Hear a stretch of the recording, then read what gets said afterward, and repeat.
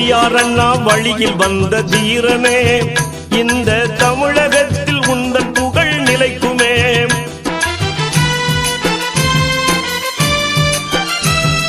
பெரியார் அண்ணா வழியில் வந்த தீரனே, இந்த தமிழகத்தில் உந்தன் புகழ் நிலைக்குமே.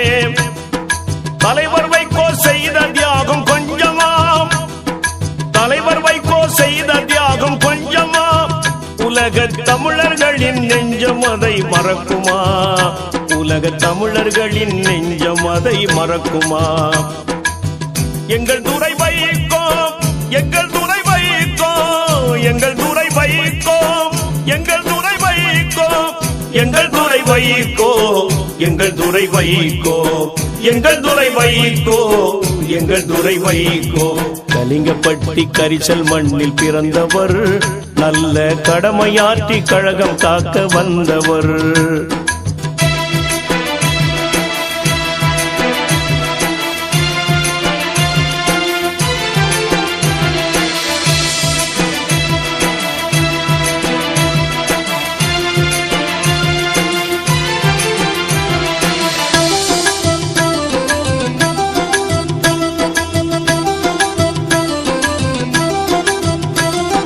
வைகோவின் பணிகள் இங்கு தொடரணும், அது உன் தலையாய கடமை என்று உழைக்கணும்.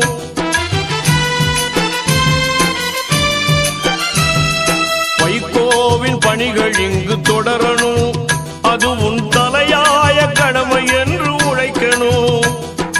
கழகம் உனக்கு துணையாக இருக்குமே, கழகம் உனக்கு துணையாக இருக்குமே. கழக தொண்டர்களின் வாழ்த்துக்கள் வழி நடத்துமே, கழக தொண்டர்களின் வாழ்த்துக்கள் வழி நடத்துமே. எங்கள் துறை வைகோ, எங்கள் துறை வைகோ, எங்கள் துறை வைகோ, எங்கள் துறை வைகோ, எங்கள் துறை வைகோ, எங்கள் துறை வைகோ, எங்கள் துறை வைகோ, எங்கள் துறை வைகோ.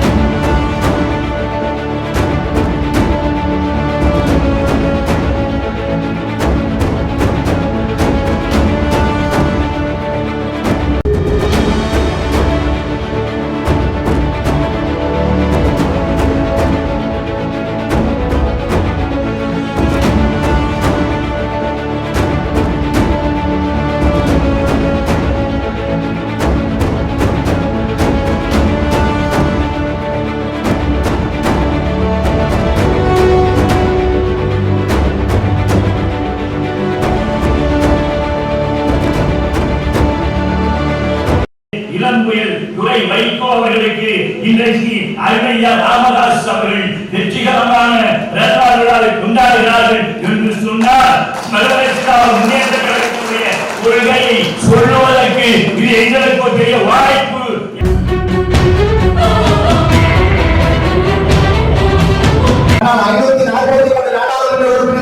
ஒரே ஒரு உறுப்பினர் ஆகிட்டார் என்று சொன்னால்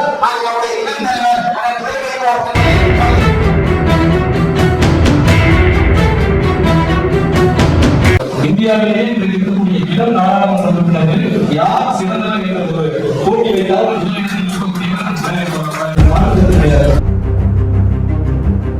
நண்பர்களே, 100 ஆண்டுகளை சாதிக்க வேண்டியது தம்பி துறை வைகோ 10 மாதங்களில் நாடாளுமன்றத்தில் சாதிச்சிருக்காங்க.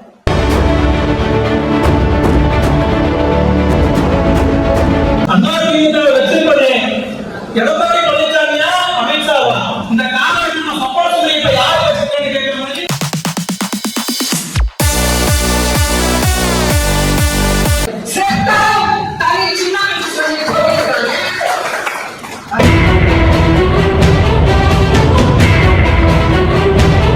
அண்ணன் துரைநாயகம் அவர்கள் நாடாளுமன்றத்துக்கு சென்ற பிறகுதான் நமக்கு ஒரு நம்பிக்கை கொடுக்கிறார்கள், நம்முடைய இயக்கத்துக்கு ஒரு நம்பிக்கை கொடுக்கிறார்கள்.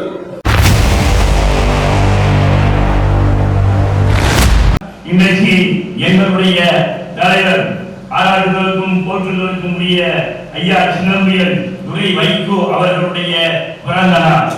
நாங்கள் சில வைகோ அவர்கள் பிறந்த நாள் கொண்டாடுகிறாரா என்று கேட்கலாம். இல்லை இல்லை, தந்தை பெரியாரிடத்திலே போய் கேட்டார்கள், நீங்கள் பிறந்த நாள் கொள்கை கொண்டாடுகிறீர்களே, உங்களுக்கு கடவுள் மீது தான் நம்பிக்கை இல்லையே, நீங்கள் கொண்டாடுகிறீர்களே என்று கேட்ட பொழுது தந்தை பெரியார் அவர்கள் தான் மிகவும் அழகாக சொன்னார். நான் எதற்காக இதை நடத்துகிறேன் என்று சொன்னால், நீங்கள் எப்படி வைத்துக் கொண்டு என்னை பார்ப்பதற்காக ஆயிரக்கணக்கான பேர் வருவார்கள். அவர்கள் வருகின்ற பொழுது என்னுடைய கொள்கையை நான் சொல்லுவதற்கு அது மிகப்பெரிய வாய்ப்பாக இருக்கும். நான் கடவுள் மீது நம்பிக்கை இருக்கிறதோ இல்லையோ, ஆனால் என்னுடைய கருத்துக்களை அவர்கள் சொன்னால் அள்ளி வைப்பதற்கு எனக்கு ஒரு பெரிய வாய்ப்பாக என்னுடைய பிறந்த நாளை நான் கருதுகிறேன் என்று தந்தை பெரியார் அவர்கள் சொன்னார்கள். அதை போலதான் மறுமலர்ச்சி திராவிட முன்னேற்ற கழகத்திலே இளம் புயல் துரை வைகோ அவர்களுக்கு இன்றைக்கு அருமையா ராமதாஸ் அவர்கள் வெற்றிகரமான பிறந்த நாள் விழாவை கொண்டாடுகிறார்கள் என்று சொன்னார். மறுமலர்ச்சி திராவிட முன்னேற்ற கழகத்துடைய கொள்கையை சொல்லுவதற்கு இது எங்களுக்கு ஒரு பெரிய வாய்ப்பு என்பதை நான் இந்த இடத்திலே சுட்டிக்காட்ட ஆசைப்படுகிறேன். இன்றைக்கு இருக்கக்கூடிய சூழ்நிலையில் யார் யாரோ லட்சத்து வருகிறார்கள். இப்போது யார் யாரோ புது வரவெல்லாம் வந்து கொண்டிருக்கிறது. வந்தவர்கள் எல்லாம் சொல்லுகிறார்கள், நாங்கள் சிந்தனை அமைச்சராக வேண்டும், நாங்கள் முதலமைச்சராக வேண்டும், ஒரு நிற்கிறாண்டிலே ஒருவன் குற்றத்தை போட்டு முதலமைச்சராக வேண்டும் என்று சொல்கிறார். நான் உங்களை பார்த்து இருக்கிறேன். தமிழ்நாட்டினுடைய அரசியலை எடுத்துக்கொண்டால் சிவாஜி கணேசனுக்கு இல்லாத புகழார் வாசமலர் சாவமணிப்பு பாதுகாணிக்கை என்று அடைக்கடிக்கான படைகளெல்லாம் எடுத்த சிவாஜி அவர்கள் தமிழ்நாட்டிலே குப்பை கொட்ட முடியவில்லை, காணாமல் போய்விட்டார். சிம்மராசன் வந்தார், அவசியம் அப்படித்தான். ஆனால் இன்றைக்கு யார் யாரோ வருகிறார்கள். ஆனால் மறுமலர்ச்சி திராவிட முன்னேற்ற கழகம் மட்டும் எதையும் எதிர்பார்க்காமல் மக்கள் பணியே மகேசன் பணி என்று சொல்லக்கூடிய ஒரே தலைவர் ஐயா வைகோ அவர்கள் தான். மரியாதைக்குரிய அன்பு தம்பி, சாதத்துக்குரியவர், ஆசை தம்பி, இன்றைக்கு மாநில இளைஞர்களுடைய செயலாளர், நாங்கள் இருக்கிறவர், தமிழ்நாடு முழுவதும் மாவட்ட கழக தேர்தலை வெற்றிகரமாக நடத்தி கொடுத்த ஒரு அற்புதமான தேர்தல். அதோடு மட்டுமல்ல, அவருடைய தந்தை திராவிட முன்னேற்ற கழகத்தை அந்த பகுதியை கடுமையாக நடப்பவர். அதோடு மட்டுமல்ல, அவருடைய தந்தை முந்தைய பெருந்தலைவர், கடைமொழியாக கழகத்திற்கு சொந்தக்காரர், ஒரு பைசா கூட ஒருவரிடத்தை அந்த நஞ்சு மணியை சைத்தம் கிடையாது. இதன் பொதுச் செயலாளர் அவர்களால் அதிகமாக நேசிக்கப்பட்ட ஒரு மாநிலம் யார் என்று சொன்னால் அவருடைய பெயரை பார்த்தாலும் உங்களுக்கு தெரியும். ஆதி தம்பி என்று பெயர் வைத்திருக்கிறார். திராவிட முன்னேற்ற கழகத்தை தந்தை பெரியாருடைய கொள்கைகளே, வேலுமணி அண்ணாவுடைய கொள்கைகளே, உத்தம் நிறைந்த கலைஞருடைய கொள்கைகளே, மரியாதைக்குரிய தலைவர் வைகோவருடைய பாசத்திற்கு இணையான தலைவர் யார் என்று சொன்னார் இவருடைய தந்தை மரியாதைக்குரிய அவர்கள். இப்பொழுது பாராளுமன்றத்தினுடைய பணியை என்று சொல்லி இப்பொழுது பேச வருகிறார். அற்புதமான நிறைய பேசுகிறது. நடுவர்களே, ஒரு செய்தியை நான் இங்கே சுட்டிக்காட்ட கடமைப்பட்டிருக்கிறேன். ஒரு ஒன்றிய அரசிலே, ஒன்றிய அமைச்சரவையிலே உங்களுக்கு ஒரு பெரிய இலாகா கிடைக்கிறது. பெட்ரோலிய அமைச்சராக ஆவதற்கான வாய்ப்புகள் உங்களுக்கு கிடைக்கிறது என்று சொன்னால் உங்கள் மனநிலை என்ன செய்யும்?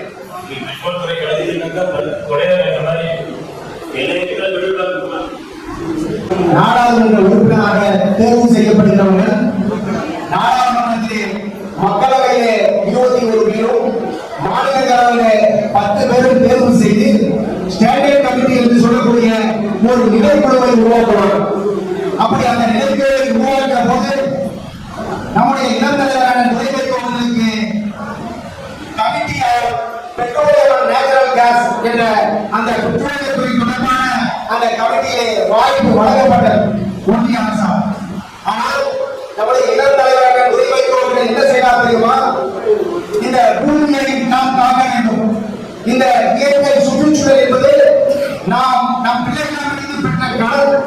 இந்த சுற்றுச்சூழலை இயற்கையை, இந்த பூமியை அடுத்த தலைமுறைக்கு பத்திரப்படுத்தி நாம் அவர்களுக்கு கொடுக்க வேண்டும் என்பதற்காக அவர் தேர்வு செய்த கமிட்டி என்ன தெரியுமா?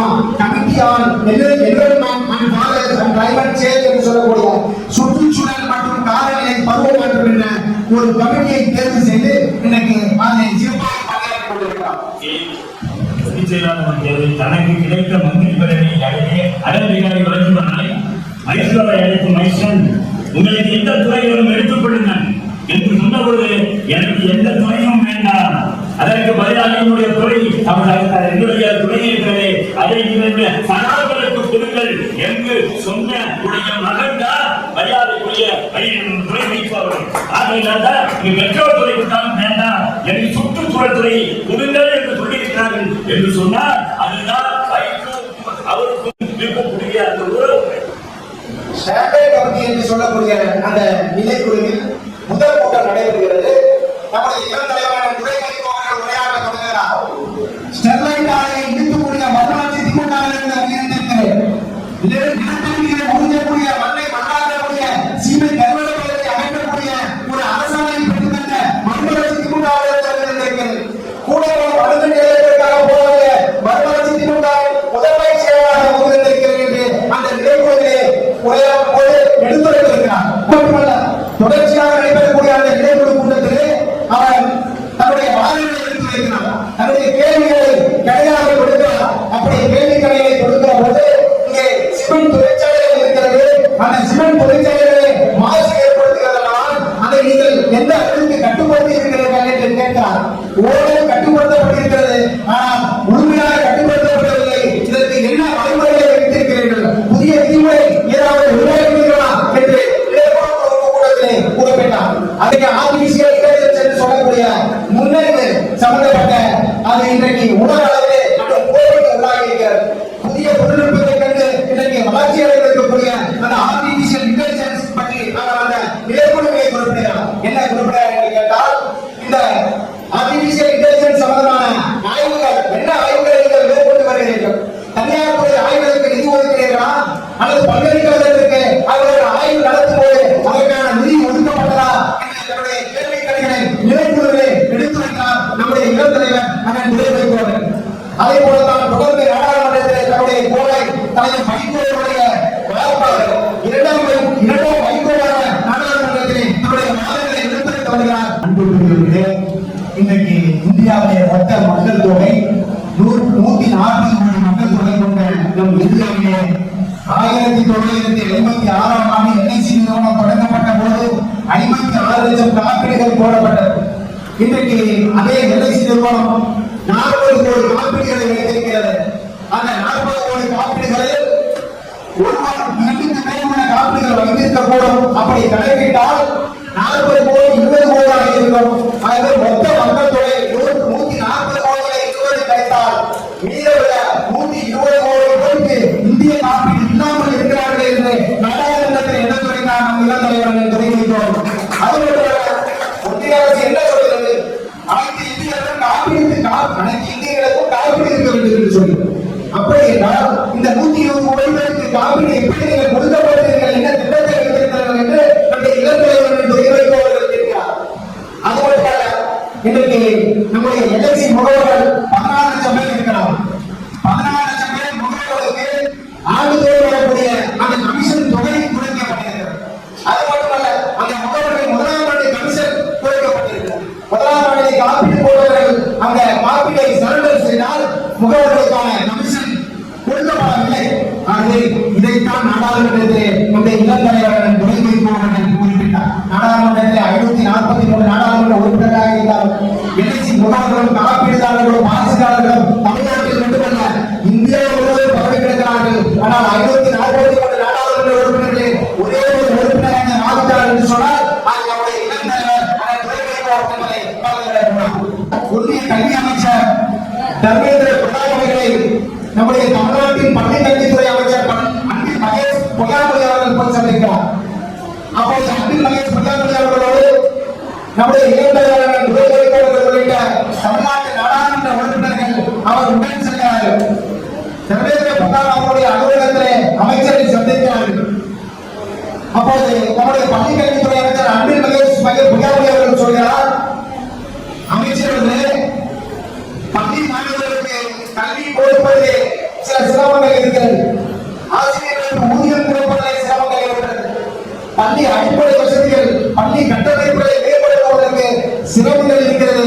ஆகவே எங்களுக்கு மாநிலத்திற்குரிய ஒதுக்கிய கல்வி நிதியை உடனே விடுவித்து தாருங்கள் என்று அமைச்சர் அன்பில் மகேஷ் பொய்யாமொழி அவர்கள் குறிப்பிட்ட போது அமைச்சர் தர்மேந்திர பிரதான் அவர்கள் ஆலயத்திற்கு சொன்னார், நீங்கள் முன்னாடி கொள்கையிலே கையெழுத்திருந்தால் நிதியை உடனே இருக்கிறேன் என்று அப்போது சொன்னார். பிறகு நம்முடைய அமைச்சர் அவர்கள் குறிப்பிடுகிறார், புதிய கல்வி திட்டத்திலே தேசிய கல்விக் கொள்கையிலே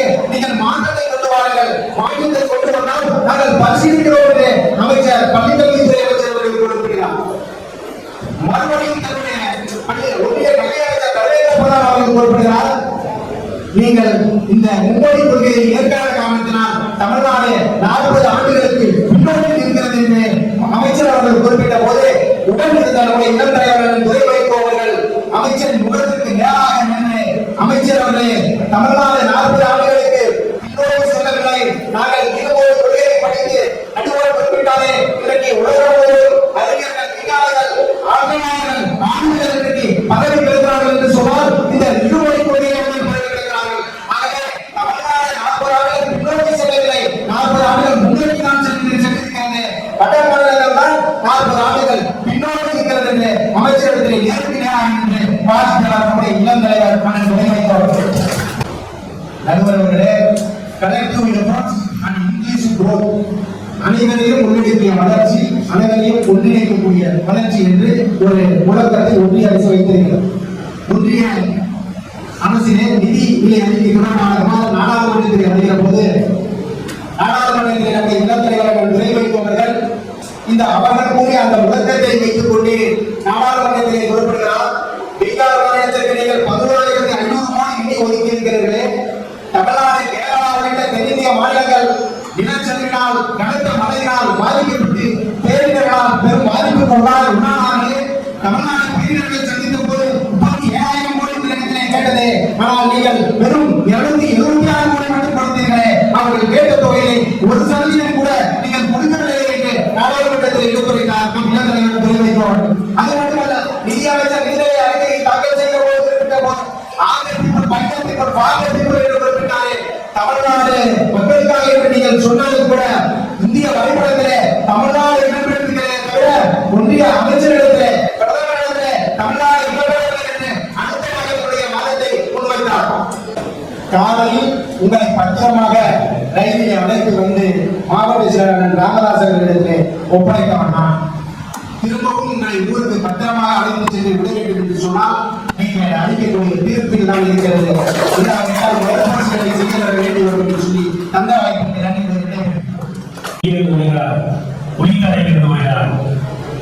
1957 ஆண்டு டாக்டர் கலைஞர் அவர்களை முதன்முறையாக சட்டமன்ற உறுப்பினராக குடித்தலைக்கு உண்டு.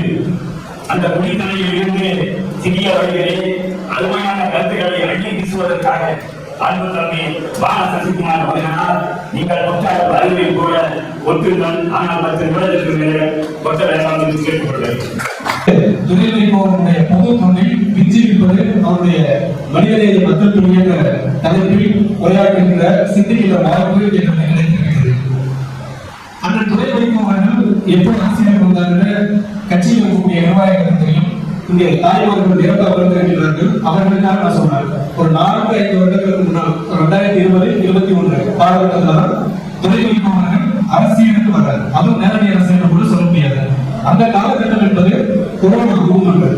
உலகம் முழுக்க இப்படி ஒரு பெருந்தொற்றை இதுவரை உலகம் எதிர்கொள்ளவில்லை என்று உலகமே அச்சப்பட்ட அந்த கொரோனா காலகட்டத்தில் தான் துறை வைகோ அவர்கள் அரசியலுக்கு வர்றார். யார் துறை வைகோ? திராவிட இயக்கத்தில் மிக நீண்ட பாரம்பரியமும் மிக நீண்ட செல்வாக்கும் உடைய குடும்பத்தில் பிறந்த வைகோ அவர்களின் ஒரே ஒரு மகன். அவர்கள் அந்த கொரோனா காலகட்டத்தில் அரசியலுக்கு வர்றதுக்கு முன்னாடி அடையாறு புற்றுநோய் மருத்துவமனை எல்லாருக்குமே தெரியும். இன்றைக்கு உலகம் முழுக்க இருக்கக்கூடிய நிறைய மக்கள் புற்றுநோயால் பாதிக்கப்பட்டவர்கள் அந்த சென்னையில் இருக்கக்கூடிய அடையாறு புற்றுநோய் மருத்துவமனை தான் சிகிச்சை எடுத்துட்டு நல்லபடியாக வீடு இருக்கக்கூடிய நிலை இருக்கு. சாந்தாமையார் அந்த மருத்துவமனையுடைய நிர்வாக இயக்குநராக இருந்தவர் சில ஆண்டுகளுக்கு முன்னால் மறைந்துவிட்டார். அந்த மருத்துவமனைக்கு வைகோவோட பையன் மிகப்பெரிய தலைவர் கொரோனா காலகட்டத்தில் ஒரு சாதாரண உணவுக்கே வழி இல்லாத கூலி வேலைக்கு செல்லக்கூடிய குடும்பத்தில் இருப்பவர்கள் கூட அஞ்சி நடுங்கி இந்த நோய் நமக்கு வந்துவிடுமோ, இந்த தொற்று நமக்கு ஏற்பட்டுவிடுமோ என்று வீட்டிற்குள் பூட்டி கிடந்த காலகட்டத்தில் அவ்வளவு தலைவரோட பையன் தன்னுடைய கார் எடுத்துக்கிட்டு வாகனத்தை எடுத்துக்கிட்டு மருத்துவமனைக்கு போறாரு. அந்த மருத்துவமனைக்கு போயிட்டு மருத்துவர்களையோ அங்க பணியாற்றக்கூடிய செவிலியர்களையோ, அதாவது டாக்டர் நர்ஸ், இவங்களை கூட்டிட்டு போங்க. அந்த மருத்துவமனையில அந்த நோயாளிகளுக்கு சேவை செய்யக்கூடிய கடைநிலை ஊழியர்கள் இருப்பாங்க. துப்புரவு பணி செய்யக்கூடிய அந்த கடைநிலை ஊழியர்களை தன்னுடைய வாகனத்துல அந்த ஹாஸ்பிட்டல் இருந்து மருத்துவமனையில இருந்து அந்த துப்புரவு தொழிலாளிகளுடைய வீட்டிற்கு அழைத்து செல்வது, திரும்ப மாலை நேரத்தில் அதே மாதிரி மருத்துவமனையிலிருந்து வீட்டுக்கு வருவது, வீட்டில இருந்து மருத்துவமனைக்கு அழைத்து வருவது என்ற பணியெல்லாம் துறை வைகோ செஞ்சாரு. அந்த பணியை அவர் செய்கின்ற போது அரசியலுக்கு அவர் வருவார் என்று அவரும் நினைக்கவில்லை. துறை வைகோ யாரும் நமக்கும் தெரியும். இது ஒரு திட்டமிட்ட நம்ம ஒரு அரசியல் வரப்போறோம். நாம இப்ப ஏதாவது 2-3 வேலைகள் செஞ்சாலும் நமக்கு ஒரு பெரிய மரியாதை அரசியல் கிடைக்கும் நம்ம செய்யல.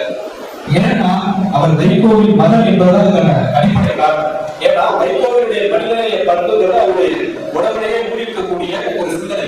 காரணம் என்னன்னா சாதாரண எளிய மனிதர்கள் கூட அஞ்சு நடுங்கி பயந்து அந்த காலகட்டத்துல அவ்வளவு பெரிய தலைவருடைய மகன் தன்னுடைய உயிரை பற்றி கவலைப்படாமல் எத்தனையோ பேர் கொரோனாவால் பாதிக்கப்பட்டு மருத்துவமனையில அனுமதிக்கப்பட்டிருக்கிற சூழல்ல ஏதோ வகையில அவருக்கு உதவ வேண்டும். அந்த காலகட்டத்துல பொது சேவையை இறங்கிய அவருடைய மனிதனையை படித்தால் சிறகதி என்று வாய்ப்பை நான் பயன்படுத்தணும்னு நினைக்கிறேன். இந்த கட்சி ஆரம்பிப்பதற்கு யார் காரணமாக இருந்தார்கள், அந்த குடும்பங்கள் இன்னைக்கு எந்த நிலைமையில இருக்கு? நீங்க நடுவில் ஒரு செய்தியை சிந்திச்சு பாருங்க. நொச்சிப்பட்டி தங்கமணி தான் முதல் நபராக களப்பணியாளர்கள் தீக்குளித்து உயிரிழந்தார். அக்டோபர் 10ஆம் தேதி 1993 பொழுதுடன் தன்னுடைய தேர்தல் இயக்கத்திற்கு தீக்குளித்து இந்த இயக்கத்துக்கு வித்திட்டவே நொச்சிப்பட்டி தங்கமணி தான். அவருடைய நினைவு நாளை தான் நம்ம சூழலை நாளாக ஆண்டுதோறும் நம்ம கடைபிடித்து அந்த தியாகத்தை நாம் நினைவு கொண்டு வருகிறோம். அந்த நொச்சிப்பட்டி தங்கமணியுடைய குடும்பம் இன்னைக்கு எப்படி தெரியுமா? யாராவது வளர்ந்து தெரியுமா? அதே போல கோவை காமராஜபுரம் பாலன் தலித் சமூகத்தில் இருந்த ஒரு இளைஞர் தலைவர் வைகோ அவர்களின் மீது கொண்ட அதிகப்பட்டால் தீக்குளித்து நகரத்துக்கு ஒரு அநீதி இழக்கப்பட்டது தீக்குளித்த இளைஞர் அந்த கோவை காமராஜபுரம் பாலன் அந்த குடும்பம் யாராவது தெரியுமா? அதே போல இடிமலை உதயனாக இருக்கலாம், மேலப்பாளையம் ஜனாதியாக இருக்கலாம், குப்பியவர் மேலப்படாக இருக்கலாம். அதே போல தலைவர் வைகோ அவர்கள் குடா சட்டத்தில் அடக்குமுறை சட்டத்தில் கைது செய்யப்பட்ட போது அந்த கைதை கண்டித்து தீக்குளித்த அந்த அந்த இளைஞரோட குடும்பத்துக்கு என்ன யாருமே தெரியாது. கடைசியில சிவகாசியில கைது குறிச்சார். தலைவர் வைகோவின் மீது அபாரமாக சமூக மரியாதையை பரிசாற்றுகிறார்களே என்று அதை தாங்க முடியாமல் தீக்குளித்து இறந்து போன சிவகாசி ரவி இன்றைக்கு நமக்கு தெரியும். ஆனா 30 வருஷத்துக்கு முன்னாடி இந்த இயக்கத்துக்காக பணிபுரிந்த குடும்பங்கள் அதன் என்ன நிலைமையில இருக்கிறதா முதல் அரசியலுக்கு வந்த அந்த முறையிலேயே சிந்தித்த முதல்ல அவர் பார்க்கணும்னு நினைச்ச அந்த குடும்பங்கள் தான். அந்த பயணத்தை ஒருங்கிணைத்தோம் என்ற முறையில் அவரோடு அந்த பயணத்தை கூட இருந்து உடன் செல்லும் என்ற முறையில் அவருடைய மனிதத்தை சிந்திச்சுப்பாங்க. அண்ணன் சொல்றாங்க ஒரு பேசிக் என்ன சொல்றாரு, தலைவர் சசி இந்த மாதிரி தலைவர் எவ்வளவு சொகுசா வாழ்க்க முடியும். ஏன்னா அவங்க தாத்தா காலத்துல மாட்டா காலத்துல ஏற்ற சொல்றதா பேசுறாங்க. வசதியான குடும்பத்தை சேர்ந்து ஒரு பெரிய கஷ்டம் கிடையாது. ஆனா இந்த அரசியலாக இவ்வளவு கஷ்டப்படுறாரு. ஆனா இவ்வளவு கஷ்டப்படுறது கூட ஒரு பெரிய அங்கீகாரம் கிடைக்கவில்லையே என்ற வருத்தம் இருக்கு. ஒரு 30 வருஷத்துக்கு முன்னாடி ஒரு மிகப்பெரிய எழுச்சியும் ஈர்ப்பும் கொண்ட ஒரு நபராக ஒரு வாழ்வராக வைப்போம் தலைவர் இருந்தவர். அன்னைக்கு அவர் மேல ஏற்பட்ட ஈர்ப்பாக அந்த இளைஞர்கள் தீக்குளிச்சாங்க. ஆனா நமக்கு ஒன்றும் பிரச்சனை இல்லை. ஆனா அந்த குடும்பம் ஏற்பட்டு வார்த்தையாக சொன்னாரு. அப்படி போனோம் கோவை காமராஜபுரம் மாவட்டம் தான் ஃபர்ஸ்ட் போன முதல்ல திட்டமிட்டோம். அந்த குடும்பத்துக்கு நேரம் போக முடியும். முதல்ல திட்டமிட்ட குடும்பத்துக்கு போக முடியாது. அடுத்து நம்ம இடிமலை முதல் அந்த குடும்பத்துக்கு போனோம். குப்பையாவோட வீரப்பட்டு குடும்பத்துக்கு போனோம். திட்டமிட்டு முதல்ல வீரப்பனுடைய வீட்டுக்கு போனோம். குப்பையாவோட வீரப்பட்டு வீட்டை பார்த்தா ஒரு குடிச வீடு. இன்னைக்கும் குடிச வீடு தான். இன்னைக்கும் அந்த வீட்டுக்கு நீங்க நுழைய முடியாது. குடிச்சுதான் அவருடைய ஒரே மனைவி விதவையான அந்த மனைவி இருந்தாங்க. வீரப்பனுடைய மகன் ஒரு சில வருஷங்களுக்கு முன்னாடி மாணவர்களிடத்துல கையை இழந்து வேலைக்கு போக முடியாத அந்த வீட்டுக்கு அனுப்புறாரு. போயிட்டு இந்த மாதிரி நான் வைகோ மகன் வந்திருக்கமா, எங்க அப்பாவுக்காக உங்க வீட்டுக்காரர் வீட்டு வச்சு இருக்காரு. அவருடைய தியாகத்தை நாங்க எதையுமே இந்த கட்சி மறக்கலைன்றது சொல்றதுக்காக தான் நான் வந்திருக்கேன். உங்களுக்கு என்னென்ன உதவி வேணும்னு சொல்லி அந்த அம்மாட்ட வீரப்பனுடைய மனைவி எப்போ 30 வருஷத்துக்கு முன்னாடி தீ குடிச்ச ஒரு நபரோட மனைவிட்ட போய் கேட்கிறாரு. அப்ப அந்த அம்மா சொல்றாங்க, ஐயா நான் கூலி வேலைக்கு தான் போயிட்டு இருக்காரு. ஏன்னா 100 நாள் வேலைக்கு போறதுக்கு எங்க குடும்பத்தை பேசுறதுக்காக கிடையாது. அதனால 100 நாள் வேலைக்கு போக முடியல. அதனால கிடைக்கிறது விவசாய கூலி வேலைக்கு நான் போயிட்டு இருக்கையா, என் பையனுக்கு தெரியல, அவனுக்கு எந்த வேலையும் அவனால பார்க்க முடியல, எவ்வளவு வேலைக்கு போயிருந்தாலும் கஞ்சி குடிச்சிருக்கோன்னு சொல்லி அந்த அம்மா சொன்னப்ப மனைவி போட்டு என்ன சொன்னாங்க, அம்மா நீங்க ஒன்றும் கவலைப்படாதீங்க, எப்படி உங்க பையனுக்கு கை இல்லாம எந்த வேலைக்கும் போக முடியாம உங்க வீட்டுல கூட இருந்தாரோ அப்படிப்பட்ட ஒரு மகன் தான் நானும் உங்களுக்கு என்ன பிள்ளையா வச்சுக்கோங்க, உங்களுக்கு என்ன உதவி வேணுமோ அதை நான் செய்யறேன்னு சொல்லிட்டு உங்களுக்கு 100 நாள் வேலைக்கு போறதுக்கு அந்த குடும்பத்தை ரேஷன் கார்டு வந்து நான் வாங்கிக்கிறேன்னா வேற ஏதாவது உதவி வேணும்னா கேளுங்க, உங்களுக்கு நான் செஞ்சு தரேன்னு சொல்லிட்டு அந்த குடும்பத்தை சந்திச்சுட்டு வந்த ஒரே ஒரு வாரத்தில் அந்த அம்மா கிட்ட ரேஷன் கார்டு வீட்டுக்கே போய் சேர்ந்துச்சு. இது மாதிரி ஒரு சராசரி சாதாரண குடும்பம் ரேஷன் கார்டு வாங்கி கொடுத்தது பெரிய விஷயம் கிடையாது. நான் வந்து கொஞ்சம் நினைவா சொன்னேன். ஆனா இன்னைக்கு ஒருத்தருக்காக நம்ம வந்து கூட இருந்து உறுதியாக பணியாற்றுகிறோம் என்று சொன்னால் நாளைக்கு நாம் என்ன நாளைக்கு வாழ்ந்துவிடக்கூடிய இந்த உலகத்தில் 30 ஆண்டுகளுக்கு முன்னால் இந்த இயக்கத்தினால தீர்ப்பு சொல்லக்கூடிய குடும்பங்களை போய் பார்த்திருந்தால் அந்த துறை வைப்பவர்களுக்கு என்ன அரசியல் நோக்கம் இருப்பது ஒன்றுமே கிடையாது. அதே மாதிரி இன்னொரு செய்தியை சொல்றேன். அந்த ஒரு ஐம்பது கொடால கைது செய்யப்பட்டு கொடால உணர்வு தீர்ப்பு சொல்லி அந்த கையில நினைச்சு உயிரிழந்தவர் அந்த நபர் திருச்சி மாவட்டத்தில் இருக்கக்கூடிய அந்த நபர் அந்த வீட்டுக்கு போனோம். அவருடைய மனைவி அறிவுகளோட மனைவி இருக்காங்க. பையன் வந்து சமீபத்தில் ஒரு 4 வருஷத்துக்கு முன்னாடி அவங்க ஒரு வாகன விபத்துல உயிர் வந்தாங்க. ஒரே ஒரு பொண்ணும் மருமகன் தான் கூட இருக்காங்க. அந்த வீட்டுக்கு போனப்ப அந்த அம்மா சொன்னாங்க, ஐயா எனக்கு வந்து என் கணவன் போனதுக்கு அப்புறம் என் கூட கஷ்டப்பட்டு நான் வளர்ந்தேன். அந்த வீடு பெரிய நாடு மாளிகை கொண்ட கோபுரம் கொண்ட வீடு கிடையாது, சாதாரண ஓட்டி அந்த வீட்டுக்கு போனோம். அந்த அம்மா சொன்னாங்க, என் பிள்ளை எப்படியாவது வளர்த்து பெரிய ஆளாக்கி அவன் முந்தையார் போன 4 வருஷத்துக்கு முன்னாடி ஆக்சிடென்ட்ல இறந்து போயிட்டாங்க. என் மகனும் மருமகன் கூட இருக்காங்க. அந்த பென்ஷன் பணம் எப்படி சேர்ந்ததுக்கு இருந்துச்சு. இப்ப அந்த பணமும் எனக்கு கிடைக்கலன்னு சொல்லி அண்ணன் சொன்னாங்க. அந்த பணம் எனக்கு ஏதாவது உதவி பண்ணீங்கன்னா வேற ஏதாவது வேலை எனக்கு இந்த கவர்மெண்ட் வேலை ஏதாவது சின்ன வேலை ஒரு சாதாரண துப்புரவு பணியாளர்களா வாய்ப்பு இருந்தா கூட எனக்கு வாய்ப்பு இல்லையா அப்படின்னு சொல்லி அந்த நிலையை வந்து சொல்றேன். உடனடியாக திருச்சி மாவட்ட ஆட்சியர் பிரதீப்குமார் அவர்கள் அந்த வீட்டுல உட்கார்ந்து போன் பண்ணி அண்ணன் பேசினாங்க. இந்த மாதிரி அப்பாவுக்காக தீக்குளிச்ச குடும்பத்தை சேர்ந்த பெண்மணி அவங்களுக்கு வந்து நீங்க கொடுத்துட்டு இருந்த உதவி தொகை வரைக்கும் கிடைக்கல, இப்ப கிடைக்காது, உடனடியாக எனக்காக நீங்க செஞ்சு கொடுங்கன்னு சொல்லி கேட்கிறாங்க. இதை அப்படின்னு சொல்லும் போது அந்த ஆதாரம் கிடையாது, சாதாரண தொகை கட்சியில என்ன கொடுக்குறாங்க, சாதாரண தொகை வைக்கும். அவர் ஒரு மாவட்ட ஆட்சியரை தொடர்பு கொண்டு அந்த வேலையை செஞ்சாருன்னு சொன்னா இந்த மனிதநேயம் தான் துறை வைப்பவர்களின் அடிப்படையாக இருப்பது. இதுதான் அவருடைய பண்பு, இதுதான் துறை வைப்போம். இதை நம்ம பார்க்கணும். அதே மாதிரி இதுல ஒரே ஒரு சம்பவத்தை சொல்லி நிறைவு செய்யறேன். இடிமலை உதயம் வந்து தலைவர் தீவிரமான பற்று கொண்ட இளைஞர் திமுக தலைவர் வைப்பவர்கள் திருச்சி மாவட்டத்தில் அரியலூர் மாவட்டத்தில் பெரம்பலூர் தலைவர் வந்து பேசும்போது தலைவர் காலக்கடையில கீழே போய் உட்கார்ந்து தலைவருடைய பேச கேட்கிறார். பேசிட்டு கூட காலக்கடையில கீழே உட்கார்ந்து பேச்சை கேட்கக்கூடிய இது தீவிரமான இளைஞர் தான் இடிமலை உதயம். அந்த வீட்டுக்கு நம்ம போறோம்.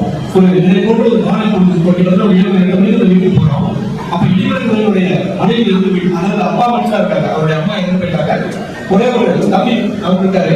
ஆனா இடிமலையினுடைய அப்பாவுக்கு எந்த ஒரு உறுதியும் இல்லை.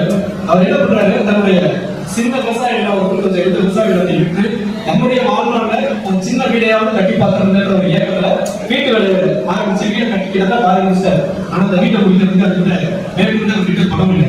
அந்த சூழல்ல தான் கட்டி முடிக்காத அந்த வீட்டுக்கு தான் நான் திறமையை கூட போனேன். அப்போ அந்த வீட்டுக்கு போனோடனே நான் வந்துருக்கையா உங்களுக்கு என்ன உதவி வேணும் கேட்டபோது, ஐயா எனக்கு ஒரு பையன் இறந்து போயிட்டான், இன்னொரு பையனால எனக்கு எந்த ஒரு உதவியும் கிடையாது, ஆண்கள் இல்லை, நான் ஒரு நாளாக கஷ்டப்படுறேன், ஒரு சுட்டு வருஷம் இருந்துச்சு, என் வாழ்நாள்ல ஒரு சின்ன வீட்டை கட்டி பார்க்கணும்னு ஆசையா நிலத்தை விட்டு வீட்டை கட்ட ஆரம்பிச்சுட்டேன். பணம் கிட்டத்தட்ட பாதி முடிஞ்சு போச்சியா, இந்த வீட்டை மட்டும் எங்கேயாவது கட்டிட்டேன்னா நான் வந்து எனக்கு ஒரு பெரிய கடன் நிறைவேறலாம் சொல்லி இடிமலை உதயனோட அப்பா சொல்றாரு. அந்த துறைவர் சொல்றாரு, ஐயா நீங்க கவலைப்படாதீங்க, இடிமலை உதயனுடைய உயிரோட இருந்திருந்தால் உங்களுக்கு வீட்டை கட்டி முடிச்சிருப்பாங்க, என்ன இடிமலை உதயனா நினைச்சுக்கோங்க, இந்த வீட்டை கட்டி தர வேண்டிய பொறுப்பு சொல்லி 2 மாதத்தில் அழகான ஒரு மாநிலத்தை கட்டி கொடுத்து அந்த வீட்டை அந்த உதவி திறந்து வைத்தாங்க என்று சொன்னால் அந்த உறுப்பினராக இருக்கிறார். அவர் வந்து நாடாளுமன்ற உறுப்பினராக மிகச் சிறப்பாக செயல்பட்டு கொண்டிருக்கிறார். இந்தியாவிலேயே இருக்கக்கூடிய இடம் நாடாளுமன்ற உறுப்பினர்கள் யார் சிறந்தவர் என்று போட்டி வைத்தால் முதலிடத்தில் இருக்கக்கூடியவர் மாற்றத்திற்கு கிடையாது. அவர் வைப்பவர்கள் எப்படியோ அதை போலான துறை வைப்பவர்களுக்கும் பதவிகள் அவருடைய புகழை அலங்கரிப்பதில்லை, அவருடைய மதங்களை அலங்கரிப்பதில்லை. வைப்பவர்களாக இருந்தாலும் அந்த துறை வைப்பவர்களாக இருந்தாலும் அவருடைய மனிதனை மட்டும்தான் அவருடைய புகழை இன்னும் 1000 ஆண்டுகளுக்கு இந்த தமிழ் மண்ணில் சுமந்து நிற்கும் என்று சொல்லி நல்ல தீர்ப்பை நடுவ வழங்க வேண்டும் என்று கேட்டுக்கொண்டு மாநில இளைஞர்களுடைய துறை செயலாளர் பாராட்டுதலுக்குரிய பெரியார் அவர்கள் உங்கள் முன்னால் உரையாற்றுவார்கள். அவர் மனிதநேய பணிகள் என்னென்ன என்பதையெல்லாம் அந்த பால சசிகுமாருடைய அணியில் இங்கே விரிவாக எடுத்துள்ளார்கள். நம்முடைய அணியிலே அண்ணன் ஆசிரியர்களுடைய தலைமையிலே நாம் சில செய்திகளை இங்கே எடுத்து வைத்திருக்கிறோம். நடுவர் இதை கவனித்துக் கொண்டிருக்கிறார். ஒரு காலத்தில் நாம் ஏழைகளை படித்திருக்கிறோம். திருச்சி தமிழர்களுடைய தலைநகராக ஆக வேண்டும் என்று எம்.ஜி. ராமச்சந்திரன் அவர்கள் விரும்பினார் என்று நான் படித்திருக்கிறேன். நீங்களும் கேள்விப்பட்டிருக்கிறீர்கள். இன்றைக்கு திருச்சியினுடைய நாடாளுமன்ற உறுப்பினராக இருக்கிற அவர்கள் திருச்சியினுடைய பிரச்சனைகளை மனிதனே பண்போடு அணிந்திருக்கிறார் என்று நீங்கள் வாதிடுகிறீர்கள். நாங்கள் சொல்லுகிறோம், அதை பேசுவதற்கான இடத்தை இந்த மக்கள் அவருக்கு வழங்கியிருக்கிறார்கள். அதுதான் நாடாளுமன்றம். இந்த நாடாளுமன்றத்திற்கு பொழுது நாம் பேசினால் இன்றைக்கு அனைவராலும் கவனிக்கப்படுகிறது.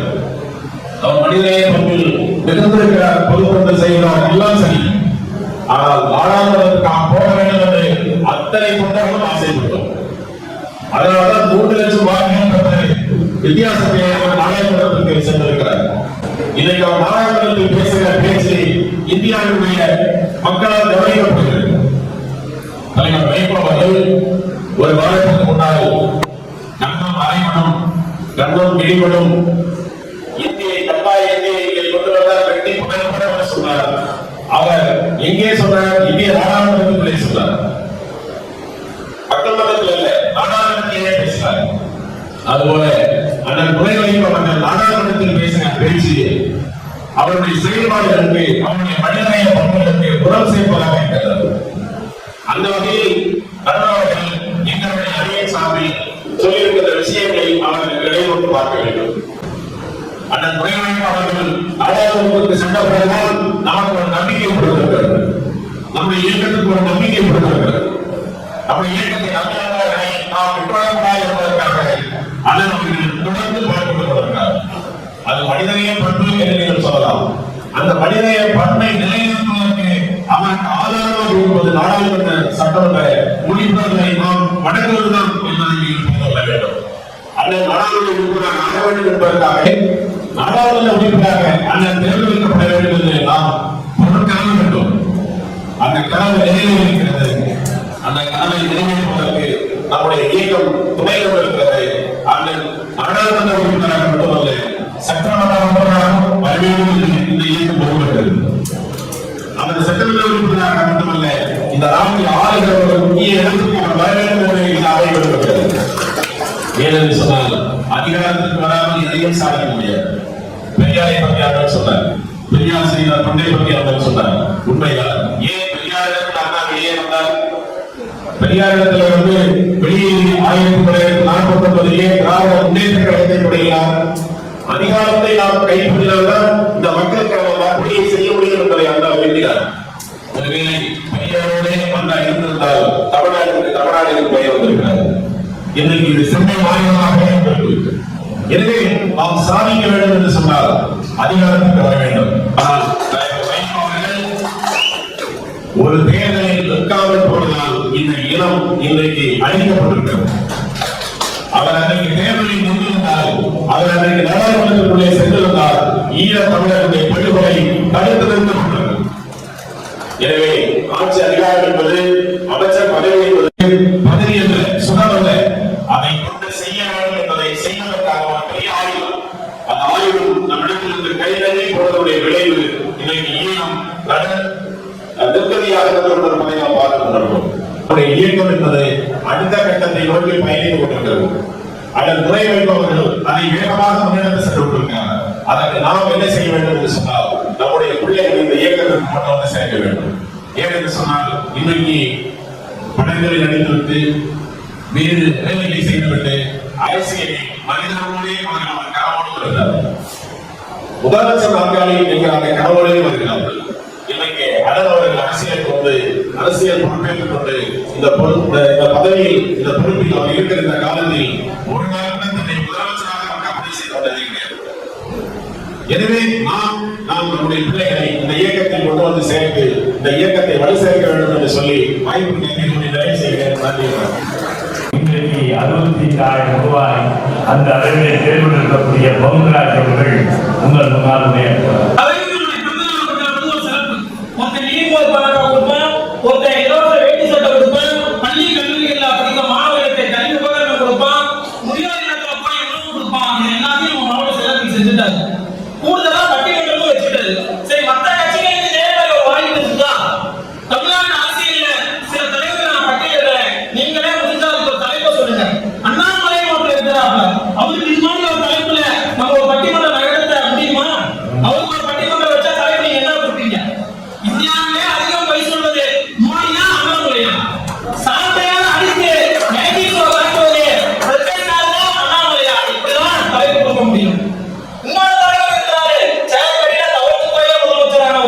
அவர் பேர்ல ஒரு பட்டிமன்றம் நடத்தினா அவருக்கு என்ன தலைப்பு நம்ம கொடுப்போம்? அதிமுக வச்சிருப்பது எடப்பாடி பழனிசாமியா அமித்ஷாவா? இந்த காலகட்டத்தில் சப்போர்ட் சொல்லி இப்ப யார் வச்சிருக்கான்னு கேட்கிற மாதிரி இந்த அதிமுகவை யார் வச்சிருக்காங்க நம்ம பட்டிமன்றம் நடத்தணும். இது இப்படி சரி. இன்னொரு தலைவர் இருக்கிறாரு, நான் தான் இந்தியாவை சந்தேகத்தை காப்பாற்றுவேன் சொல்லக்கூடிய ஒரு தலைவர், அவர் பேரு சீமான். அவருக்கு ஒரு பட்டிமன்றம் நம்ம நடத்துவோம். தலைவர் என்ன கொடுப்பீங்க? விஜயலட்சுமியா கைவிரியா? எங்க சீமானை அதிகம் கவர்ந்தது விஜயலட்சுமியா கைவிரியா? இல்ல அவங்க ரொம்ப கைவிரியா தான் நிறைய பேர் இருக்குது. நல்ல காலத்துக்கு என்ன வித்தியாசம்? போயிட்டு வாங்க அப்படின்னு அது நல்ல காலம். போயிட்டாரு வாங்க. அவருக்கு பிடித்தது மதுவா மாதுவா? இந்த தலைப்புல நம்ம பட்டிமன்றம் நடத்தணும். இன்னும் அந்த இன்னும் புதுசா வந்துறாரு, அவர் பேர் விஜய். அவர் கட்சி நடத்துறாங்க. அந்த கட்சிக்கு நம்ம ஒரு பட்டிமன்றம் வச்சா என்ன தலைப்பு கொடுக்கலாம்? அண்ணன் விஜய் அதிக பணம் கவர்ந்தது கீர்த்தி சுரேஷா திரிசா? திரிசா என்ன நைனாரா? இதுதான் தலைப்பு கொடுக்கணும். பரிமைக்குரிய நண்பர் அவர்களே, அரசியல் இயக்கத்தில் இப்படி ஒரு தலைப்பு கொடுத்து மக்கள் தொண்டா நாடாளுமன்ற பணியான நம்ம தலைப்பு கொடுக்கக்கூடிய பகுதியை கண்ட தலைவர் ஆதாயமில்லா மக்கள் பணி, சமரசம் இல்லா மக்கள் நலன். அவர் எந்த இடத்திலையும் அரசியலால் மக்களை மேம்படுத்த சொல்லல, அரசியலை கல்வியாக பயன்படுத்திக் கொண்டு நாடாளுமன்ற பணியோ சட்டமன்ற பணியோ ஒரு கல்வியாக பயன்படுத்திக் கொண்டு அதை மக்களுக்காக தான் பயன்படுத்துவார் என்றால் என்று சொன்னார் என்றால் அவர்களுடைய எண்ணமே மக்கள் மனிதநேயம், மக்கள் பணிதான். அப்ப அவரே டிக்ளேர் பண்றாரு, இந்த பட்டிமன்றமே தேவையில்லை, அவரே டிக்ளேர் பண்றாரு, எங்களுடைய அரசு எங்களுடைய லட்சியம் மனிதநேயம் தான் அப்படின்னு. ஆனா மாவட்ட செயலாளர் ஆசைப்பட்டாரு, உங்க எல்லாம் கூட்டிட்டு வந்து பாவா என்கிட்ட போகணும்னு ஆசைப்பட்டாரு. இந்த தலைப்பதான் அண்ணன் சிந்தனை கொடுக்கும் இளைஞர்கள் மேல என்ன வருத்தம் தெரியல, வெற்றி பெறக்கூடிய எங்களுக்கு இந்த வாய்ப்பை கொடுத்துட்டாரு. புதுக்கோட்டை மாவட்டத்துல வினோதி என்ற ஒருவர் தன்னுடைய குடும்ப சூழ்நிலையை கருதி ஒரு அரபி நாட்டுக்கு பணிக்கு போறாரு. 60,000 ரூபாய் கட்டி பணிக்கு போறாரு. அவருக்கு கொடுத்த வேலை வேற, அவருக்கு சொன்ன வேலை வேற. மிக கடுமையா அந்த பையன் கஷ்டப்படுறான், கால் வலி வலிக்குது. அந்த பையன் தன்னுடைய மருத்துவ செலவுக்காக அந்த நிறுவனத்துல போய் கேட்கிறான். அந்த நிறுவனம் அவனுக்கு அந்த மருத்துவமனை சிகிச்சைக்கு அனுமதிக்கல. என்ன பண்றது? ரொம்ப கஷ்டப்பட்டு வேலை செய்யற, கால் ரத்தம் வந்துருச்சு. இதுக்கு மேல பார்த்தா நம்மளால செய்ய முடியாது, அப்படி நம்மளால பணி செய்ய முடியாதுன்னு சொல்லிட்டு நான் குடும்பத்துல சொல்றான், குடும்பத்துல இருக்கிறவங்க இந்த மாதிரி ஒரு சூழ்நிலை இருக்குது, என் மகளை ஒரு காப்பாற்ற முடியல, மருத்துவமனைக்கு சிகிச்சைக்கு அந்த நிறுவனம் அனுமதிக்கல அப்படின்னு சொல்றாங்க. அங்க இருக்கின்ற உங்களுடைய மாவட்ட செயலாளர் மூலியமாக அண்ணன் துரை அவர்களுடைய அந்த செய்தி வருகின்றது. கூறிய தோழர்களே, நடுவர் அவர்களே, மனசுல வச்சுங்க, அவர் சட்டமன்ற தேர்தலையும் எதிர்கொள்ளல. 2021 அவர் அரசியலுக்கு வந்த முதல் காலகட்டம். அந்த காலகட்டத்துல தன்னுடைய நண்பர்கள் மூலியமாக, அண்ணனுடைய நண்பர்கள் மினர்வா ராஜேஷ் அவர்கள் மூலியமாக அந்த நபரை தொடர்பு கொண்டு அவருக்கு கால்வலி சிகிச்சை மேற்கொள்ள ஏறத்தாழ ஒரு 50,000 செலவு பண்றாங்க. அந்த பையன் கொஞ்சம் குணமாக மறுபடியும் கால்வலி வருது. அடுத்த ஒரு வாரத்துல மறுபடியும் ஆஸ்பத்திரி கூட்டிட்டு போய் அவனுக்கு சிகிச்சை அளிக்க வச்சு அவனுக்கு ஏறத்தாழ 1 லட்சம் ரூபாய் செலவு பண்றாரு. ஒண்ணு தெரிஞ்சுக்கங்க, அந்த பையன் நம்ம கட்சிக்காரனே இல்ல, நம்ம ஒன்றிய செயலாளர் சொந்தக்காரனோ நம்ம நகரசபை சொந்தக்காரனோ இல்ல. அரசியல கணக்கு போற ஒரு தலைவராக இருந்தா நான் கட்சிக்காரனா இருக்கணும்னு யோசிப்பாரு. அப்ப எங்க கஷ்டப்பட்டாலும் தலைவர் வைகோ எப்படி நல்லா எங்க கஷ்டப்பட்டாலும் அங்க போய் அவர்களுக்காக உரிமை குரல் எடுப்பாரோ அதே பாணியில நம்ம துறை வைகோ அதை செய்தார். இப்படிதான் பல செய்திகள் அவர்கள் இருக்கிற குறித்து வைக்கின்றது. தேர்தலில் அண்ணன் வெற்றி பெறாது. எப்பவுமே அவங்கெல்லாம் இந்த தமிழ்நாடு சரி இந்தியாவும் சரி சம்பிரதாய கலை சடங்குகளாலேயும் ஒரு நம்பிக்கையாலும் இருக்குது. அண்ணன் துறை வைகோ இயற்கையாகவே கடவுள் நம்பிக்கை உடையவர். அந்த கடவுள் நம்பிக்கை உடையவர் எப்படி இருப்பாங்கன்னா கொஞ்சம் நேரம் எல்லாம் பார்ப்பாங்க. தேர்தலில் வெற்றி பெறாது. வெற்றி பெற்றோம்னா அவங்க அரசியல் தலைவருக்கு செய்திகள் எப்படி வரணும்? ஐயா இப்ப மினிஸ்டருக்கு இந்த மினிஸ்டருக்கு சொல்லியாட்டு இந்த பதவி வாங்கிட்டாங்க, இந்த ஒரு இலாக்காரத்தை வாங்கிட்டாங்க, பொட்டி பொட்டியா பணம் வந்துருப்பாங்க. இதெல்லாம் எல்லாரும் நினைப்பாங்க, துறை வைகோ நினைக்கிறோம் இல்லவா? அப்படி நினைச்சா அவர்கிட்ட வெற்றி பெற்று வெற்றி செய்தி வந்து கொண்டிருக்கின்றது. அவர்கிட்ட ஒரு செய்தி போன மாதிரி சொல்றாங்க அவங்க மாவட்ட செயலாளர். இந்த மாதிரி புதுக்கோட்டை பழனிசாமிங்கிற குவாக்குடியை சேர்ந்த பழனிசாமிங்கிறவர் போயிட்டு மரணம் பிறந்தாரு, அவரோட பாடியை கொண்டு வரணும் அப்படின்னு கேட்கிறாரு. ரொம்ப தயக்கத்தோட கேட்கிறாரு.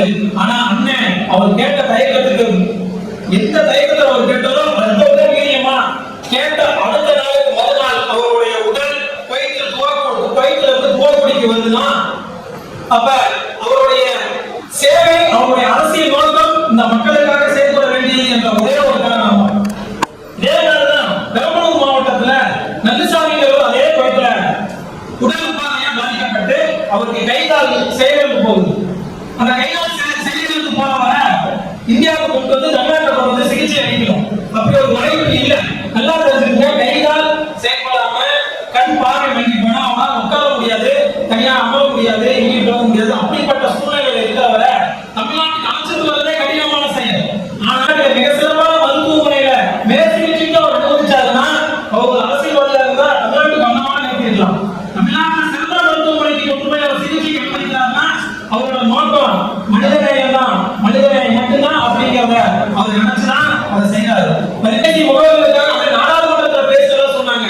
அதே எல்ஐசிய நம்ம எல்லாம் போடணும்னா திருமண மண்டபத்துக்கோ நம்ம வீட்டு இல்ல நிகழ்ச்சிகளுக்கோ வந்து எல்லாரும் பாலிசி போடுங்க, எல்லாரும் இன்சூரன்ஸ் எடுங்க, யாரும் வீண் செலவு செய்யாதீங்க அப்படின்னு ஒரு அண்ணனாக, ஒரு தம்பியாக, ஒரு தந்தையாக ஒரு அறிவுரை சொல்லக்கூடிய ஒரு நிலையில இருக்கிறாருன்னா அண்ணன் துரை வைத்தவர்களுக்கு இந்த மனிதநேயம் மட்டும்தான் ஒரே நோக்கம் என்பதை அவரே சொல்கிறார் என்பதை நான் தெரிவித்துக் கொண்டு வாய்ப்பளித்த தர்மபுரி மாவட்ட கழகத்திற்கு நன்றி தெரிவித்துக் கொண்டு அண்ணன் சொன்னாரு, ஆசிரியர் சொன்னாரு, பெண்கள் ஒரு கூட தான் போகணுங்க, நீங்க ரூமுக்கு பெண்கள் கூட தான் வரணும், நாங்க தான் உங்களுக்கு கூட இருப்போம், பெண்கள் அதுக்கு அப்புறம் தான். அதான் மனசுல வச்சுக்கிட்டு அண்ணன் சொன்னாங்க.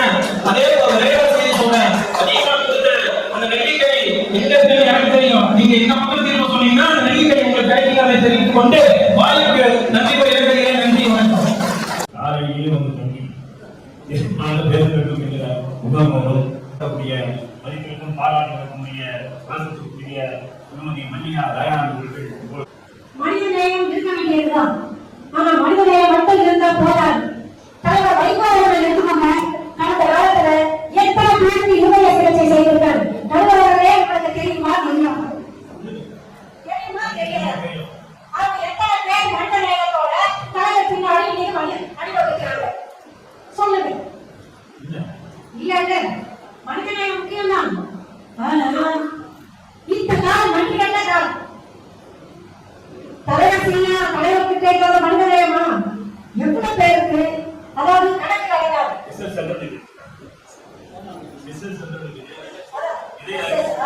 செஞ்சி ராமச்சந்திரனுக்கு, நச்சி கணேசனுக்கு நம்ம பெரிய பட்டியல். ஆனா அவங்க எல்லாருமே என்ன செஞ்சுக்கிட்டு எல்லாத்தையும் அனுபவிச்சுட்டு தலைவரை விடுதலை செஞ்சுட்டு இன்னைக்கு போய் அடையாளம் தெரியாம இருக்காங்க. நடுவர்களே, 100 ஆண்டுகளை சாதிக்க வேண்டியது தம்பி துரை வைகோ 10 மாதங்கள்ல நாடாளுமன்றத்தில் சாதிச்சிருக்காரு.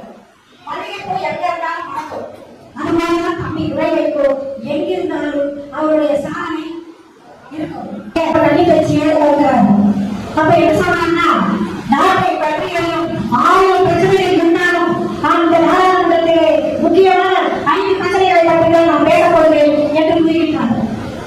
முக்கியமா திருச்சி தொகுதிக்கு உட்பட்ட வெள் தொழிற்சாலை, ஊனப்பள்ளி, கோல்டன் வாக் ரயில்வே பணிமனை மற்றும் HAPP ஆகிய பொதுத்துறை நிறுவனங்களில் வேலைவாய்ப்பை அதிகப்படுத்த வேண்டும் நாடாளுமன்றத்தில் கோரி இருக்கிறார்.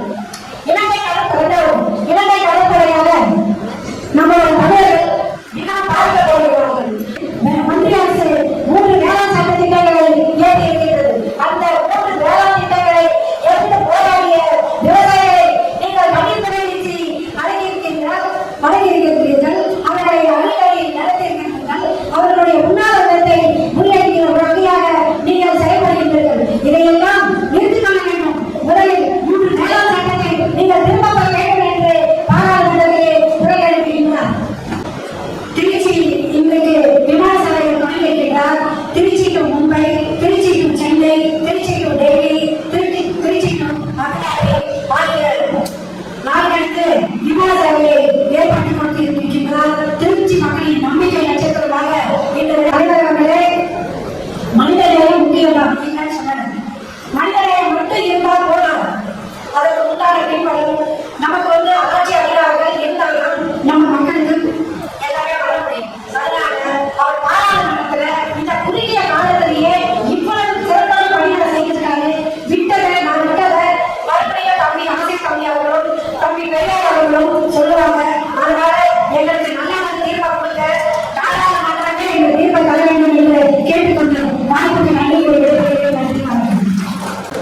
சிறப்பாக ஒரு சுற்று முடிந்திருக்கிறது.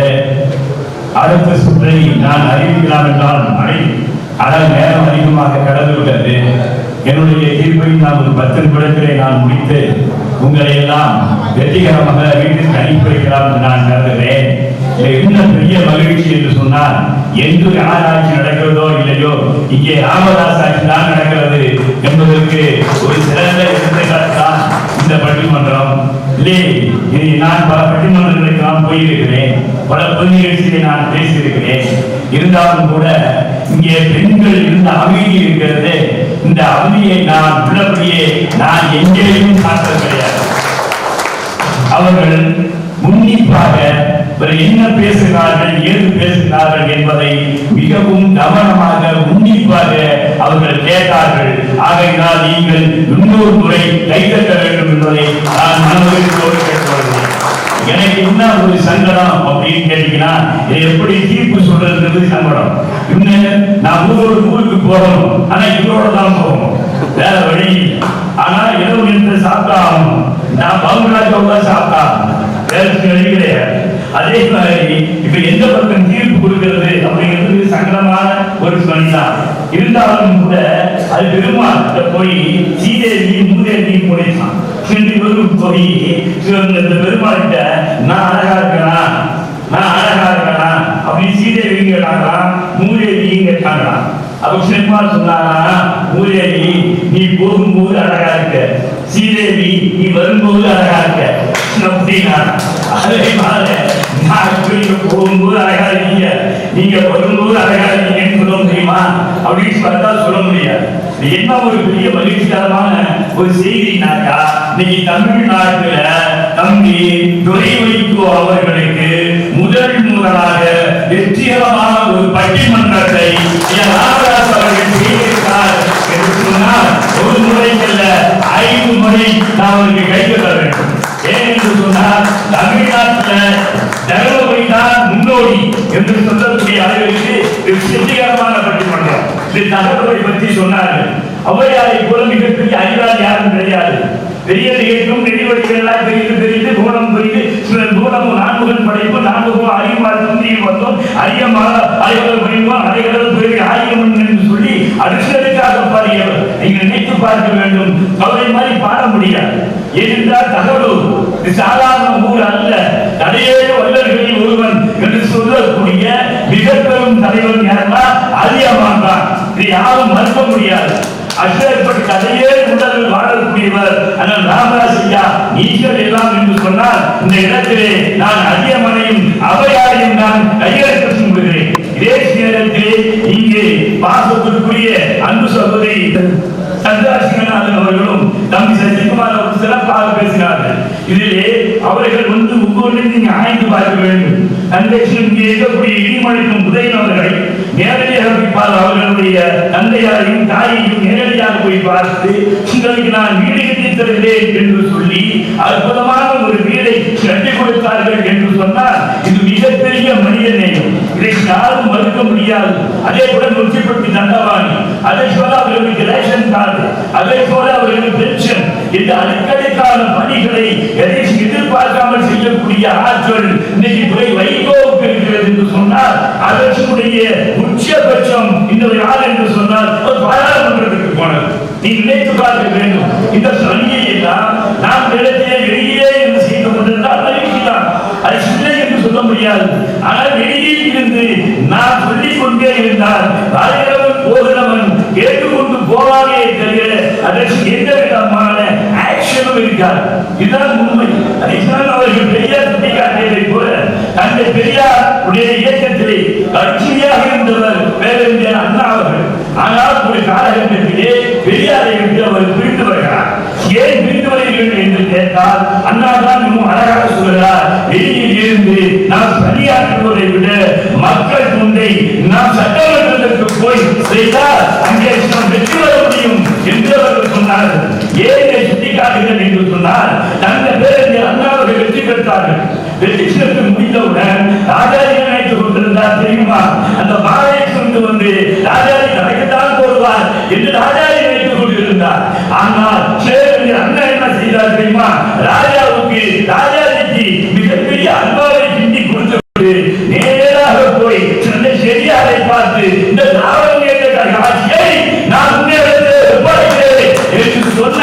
என்று சொன்னால் நீங்க அழைக்க நினைத்து பார்க்க வேண்டும். தந்தை பெரியார் அவர்கள் காமராஜரை அழைத்தார்.